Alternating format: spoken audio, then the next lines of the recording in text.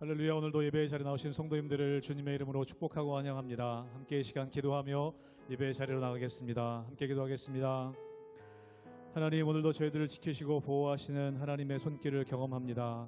하나님 없이는 한순간도 살 수 없음을 이 시간 고백하오니 주님, 저희들의 삶의 자리 가운데 주님 함께 하심을 경험하는 예배의 자리가 되게 하여 주시옵소서. 감사드리며 예수님의 이름으로 기도하옵나이다. 아멘.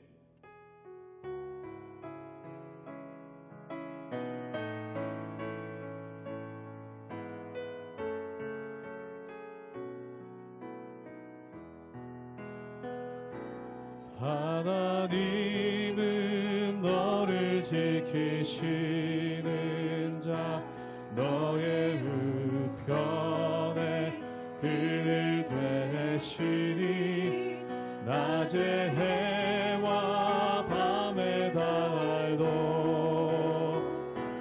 너를 해치 못하리. 하나님은 너를 지키시는 자, 하나님은 너를 지키시는 자, 너의 환난을 면케하시니 그가 너를 지키시리라. 너의 출입을 지키시리라. 눈을 들어 산을 보아라. 너의 도움 어디서 오나. 천지 지으신 너를 만드신 여호와께로.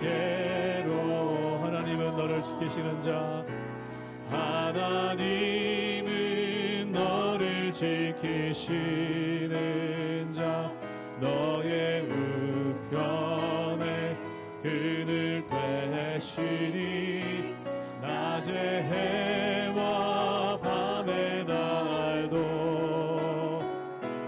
너를 해치 못하리. 하나님은 너를 지키시는 자, 하나님은 너를 지키시는 자, 너의 환난을 면케하시니 그가 너를 지키시리라. 너의 출입을 지키시리. 눈을 들어 산을 보아라. 눈을 들어 산을 보아라. 너의 도움 어디서 오나. 천지 지으신 너를 만드신 여호와께로. 눈을 들어 산을 보아라. 눈을 들어 산을 보아라. 너의 도움 어디서 오나. 천지 지으신 너를 만드신 여호와께로다.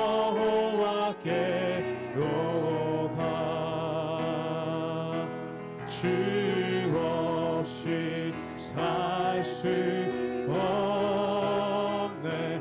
죄인의 구주여,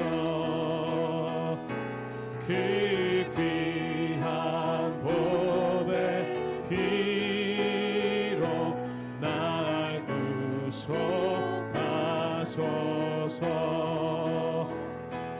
구주의 사랑으로 일리신 보혈이 내 소망 나의 위로 내 영광 되니. 주 없이 살 수 없네. 주 없이 살 수 없네. 나 혼자 못 서리. 힘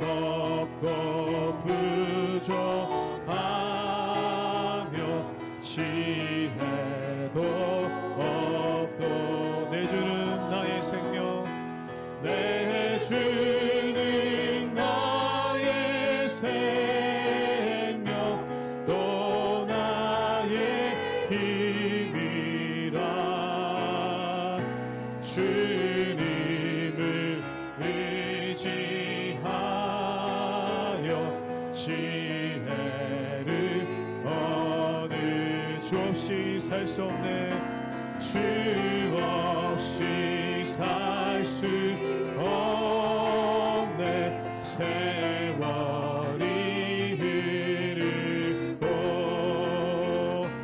이 깊은 고독 속에 내 생명 끝나. 사나운 풍랑일 때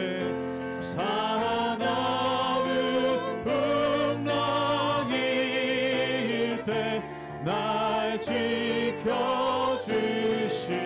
지켜주시니 내 곁에 계신 주님 늘 힘이 됩니. 사나운 풍랑일 때 사나운 풍랑일 때 날 지켜주시니 내 곁에 계신 주님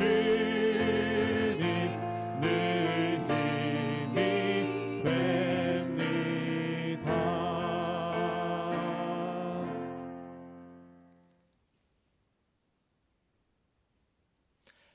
할렐루야. 오늘도 우리 삶 가운데 동행하시는 우리 구주 예수 그리스도를 찬양합니다. 저는 2021년도 코로나 와중에 결혼을 하고 2022년도에 또 어여쁜 딸을 얻게 되어서 감사함으로 잘 기르면서 살고 있습니다. 그런데 어렸을 때 결혼하기 전에는 아이를 낳는 것만 힘든 줄 알았는데 아이의 임신 과정을 옆에서 지켜보면서 그 만들어지는 과정도 참 쉽지 않다는 것을 깨닫게 되었습니다. 엄마는 임신 중에 숨이 차고 소화도 잘 안 되고 여러 가지 어려움들을 겪게 됩니다. 그리고 출산할 때 저희 아내 골반에 비해 아이의 머리가 크다는 진단을 받고 망설임 없이 수술을 결정했습니다. 그런데 또 수술을 해보니 쉬울 줄 알았는데 그 회복 과정이 참 어려웠습니다. 그 이후에 저는 낳기만 하면 모든 어려움이 또 해결된 줄 알았는데 처음에 2시간마다 깨어서 젖을 먹여야 하는 아이를 보며 잠을 함께 자지 못했던 그런 어려운 시간을 같이 겪었습니다. 또 기저귀를 갈고 씻기고 먹이고 재우는 것을 알아서 하는 것이 아니라 다 부모가 옆에서 도와주고 알려줘야 한다는 것이 참 신기했습니다. 그러다가 딸아이가 걷기 시작하고 말을 조금 하면서 이제는 조금 쉬워지겠구나 라고 생각했는데 그렇지가 않았습니다. 커가면서 참 이쁘기도 하지만 어쩔 때는 정말 말을 듣지 않습니다. 밥을 먹자고 하면 먹지 않고 잠을 자자고 하면 자지 않고 아파서 약을 먹어야 하는데도 먹기 싫다면서 저리 뛰어가는 모습을 볼 때 참 답답하기도 합니다. 그리고 이제 조금 키가 컸다고 여기저기 손이 닿는 곳마다 물건을 떨어뜨리고 깨면서 사고를 치는 모습이 참 당황스럽기도 합니다. 이처럼 한 아이를 키우는 과정은 참 쉽지 않은 것 같습니다. 그런데 오늘 바울 사도는 성도를 양육하고 교회를 세워가는 과정이 이와 같다라고 말하고 있습니다. 우리가 육적으로도 이만큼 성장하기가 쉽지 않았듯이 영적으로도 성장해 가기 위해서는 누군가의 수고와 헌신, 섬김이 있었다는 것을 말하고 있습니다. 그리고 이제는 성장해서 내가 받기만 하는 것이 아니라 누군가를 위해서 섬길 수 있는 어른이 되어감을 보게 됩니다. 그런데 그렇게 헌신하다 보면 아이를 키우는 것과 같이 참 쉽지 않을 때가 있습니다. 사도 바울도 그러한 경험을 하게 됩니다. 그러나 사도 바울은 그런 어려움을 지혜롭게 극복해 나갑니다. 우리가 더 이상 누군가를 섬기고 사랑하기 어려워질 때가 있습니다. 그러나 그 과정 가운데서 하나님을 의지함으로 잘 극복해 나가는 믿음의 사람들이 되시기를 주님의 이름으로 축복합니다. 갈라디아서 4장 12절에서 20절까지의 말씀입니다. 형제들아, 내가 너희와 같이 되었은즉 너희도 나와 같이 되기를 구하노라. 너희가 내게 해롭게 하지 아니하였느니라. 내가 처음에 육체의 약함으로 말미암아 너희에게 복음을 전한 것을 너희가 아는 바라. 너희를 시험하는 것이 내 육체에 있으되 이것을 너희가 업신여기지도 아니하며 버리지도 아니하고 오직 나를 하나님의 천사와 같이 또는 그리스도 예수와 같이 영접하여도다. 너희의 복이 지금 어디 있느냐?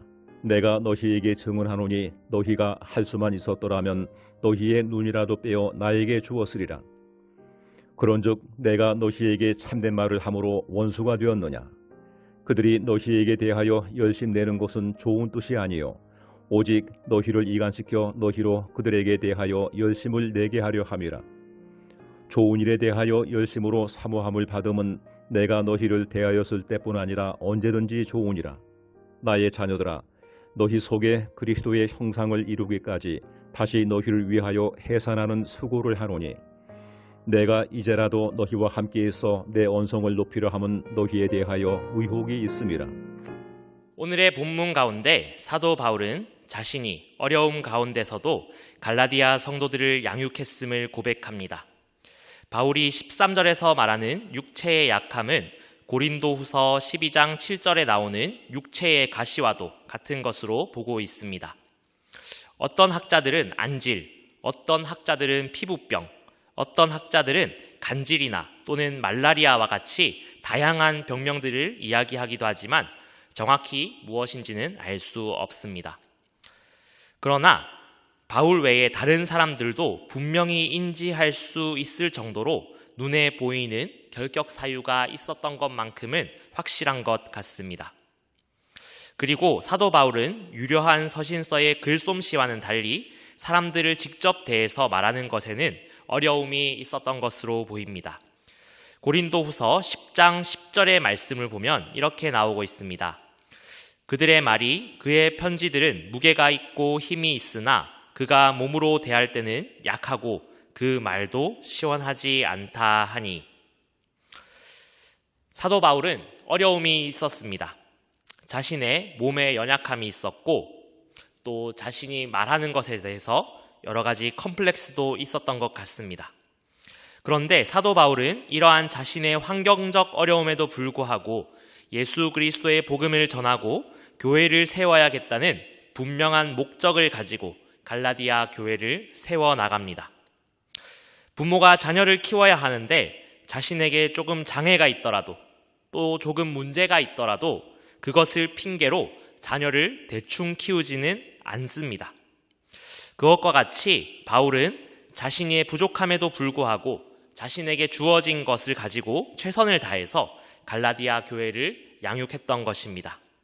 그리고 갈라디아 교회는 그것에 반응하여 바울을 사랑하고 건강하게 성장해 나갔습니다. 갈라디아서 4장 14절 말씀을 보도록 하겠습니다. 너희를 시험하는 것이 내 육체에 있으되 이것을 너희가 업신여기지도 아니하며 버리지도 아니하고 오직 나를 하나님의 천사와 같이 또는 그리스도 예수와 같이 영접하였도다. 아멘. 갈라디아 교회는 바울의 육체적 연약함이나 언어적 부족함에도 불구하고 그를 업신여기지 않았고 그가 갖고 있던 사랑과 복음의 열정을 인정하면서 그를 마치 예수님과 같이 천사들과 같이 영접하면서 성장해 나갔습니다. 그러나 바울이 전도 여행을 위해서 다른 곳으로 떠나고 또 시간이 흐르자 점차 문제가 생겨났습니다. 바울이 가르쳐준 것과는 다른 교리, 다른 가르침을 말하는 사람들의 꾀임에 속아서 바울을 대적하는 무리에 휩쓸리게 된 것입니다. 갈라디아서 4장 16절부터 17절까지의 말씀을 보면 이렇게 나오고 있습니다. 그런즉 내가 너희에게 참된 말을 함으로 원수가 되었느냐? 그들이 너희에게 대하여 열심을 내는 것은 좋은 뜻이 아니오 오직 너희를 이간시켜 너희로 그들에게 대하여 열심을 내게 하려 함이라. 아멘. 거짓 교사들은 자신의 잘못된 행동을 굉장히 열심히 했습니다. 그러나 그 결과는 좋지 않았습니다. 사람들은 사도 바울이 가르쳐준 것과는 다른 자기의 노력과 행위로 또 예수 그리스도 외에 율법과 규율을 지킴으로 구원받는다고 착각하게 되었고, 그리스도 안에서의 진정한 자유를 말하는 바울을 오히려 의심하게 되었던 것입니다. 여러분이 이 바울과 같은 상황이라면 어떻게 하시겠습니까? 자녀를 열심히 키워놨는데 다른 부모와 비교하면서, 그리고 자기가 옳다고 생각하는 방식을 이야기하면서 부모를 무시한다면 어떻겠습니까? 물론 화가 날 것입니다. 실망스럽기도 할 것입니다. 그러나 그렇다고 해서 자녀를 포기하시겠습니까? 그럴 수 없는 것이죠. 그리고 그 길이 정말 잘못된 길이라면, 자녀를 실패로, 죽음으로 몰아가는 길이라면 어떻겠습니까? 어떻게든 설득하든 화를 내든 그들을 돌이키도록 하지 않겠습니까? 오늘 본문에서 바울이 바로 그렇게 하고 있습니다. 갈라디아서 4장 19절과 20절의 말씀을 보면 이렇게 말하고 있습니다. 나의 자녀들아, 너희 속에 그리스도의 형상을 이루기까지 다시 너희를 위하여 해산하는 수고를 하노니 내가 이제라도 너희와 함께 있어 내 언성을 높이려 함은 너희에 대하여 의혹이 있음이라. 아멘. 바울은 처음 갈라디아 교회를 개척할 때 분명 자녀를 낳는 것과 같은 해산하는 수고를 겪었을 것입니다. 정말 어떻게 헌신하고 양육했는데 또 그 수고를 감당해야 한다는 말입니까? 그러나 바울은 갈라디아 교회를 자녀와 같이 사랑하고 자기의 기분과 자기의 대우가 문제가 아니라 하나님의 나라와 복음이 우선이었기 때문에 그 수고를 다시 한번 감당하게 됩니다. 갈라디아 교회가 겪고 있는 문제를 바로잡고 다시 해산하는 것과 같은 수고를 기꺼이 감당했던 것입니다. 여러분, 그리스도인으로 살다 보면 또 교회 가운데 사역하고 헌신하다 보면 끊임없는 해산의 수고를 해야 할 때가 있습니다. 그리고 어떨 때는 그 수고가 정당한 대우나 대가를 받지 못하는 것처럼 느껴질 때가 있습니다. 아니, 오히려 그럴 때가 더 많습니다. 이렇게 수고했는데 또 해야 하는가? 이만큼 열심히 했는데 다른 사람들은 왜 인정해주지 않는가? 이런 질문이 들 때도 있습니다. 그러나 우리의 헌신의 목적은 우리의 명예나 세상적인 인정이나 대가에 있지 않습니다. 오직 하나님 나라와 그 복음 가운데 있음을 믿습니다. 오직 하나님의 인정만을 바람을 믿습니다. 저는 때로는 사역과 섬김이 힘들 때 다시 한번 저에게 주셨던 하나님의 은혜를 기억하려고 노력합니다. 그럴 때 하나님이 저를 끝까지 포기하지 않고 붙들어 주시고 사랑하셨던 것 같이 여기서 멈추지 않아야 함을 다시 한번 깨닫게 됩니다. 여러분, 오늘도 사도 바울이 갈라디아 교회의 실망스러운 행동과 자신을 향한 비난에도 불구하고 다시 한번 해산하는 마음으로 그들을 품고 훈계하며 복음을 위해서 수고했던 것처럼 지치고 넘어질 때 하나님의 사랑을 생각하면서 하나님의 도우심을 구하며 나아가시기를 주님의 이름으로 축복합니다. 우리가 주님의 마음으로 다시 한번 해산하는 수고를 감당하며 주님의 교회와 주님의 나라를 위해서 힘쓸 수 있기를 모두 주님의 이름으로 축복합니다. 함께 기도하겠습니다. 사랑과 은혜가 풍성하신 하나님 아버지, 오늘도 우리에게 말씀을 주시니 감사합니다. 하나님, 우리가 부족하고 연약하여 넘어지고 쓰러질 때, 또 우리가 악하여 하나님을 배반하고 죄를 지을 때에도 끝까지 포기하지 않고 우리를 품으시고 사랑하신 하나님을 기억합니다. 하나님, 우리도 하나님의 그 용서와 사랑을 경험한 것과 같이 우리도 다른 이들을 용서하고 사랑할 수 있게 하여 주시고, 특히 하나님의 나라와 복음을 위하여 기꺼이 해산하는 수고를 감당하는 그리스도인이 되게 하여 주시옵소서. 오늘도 살아계시는 예수 그리스도의 이름으로 기도드립니다. 아멘.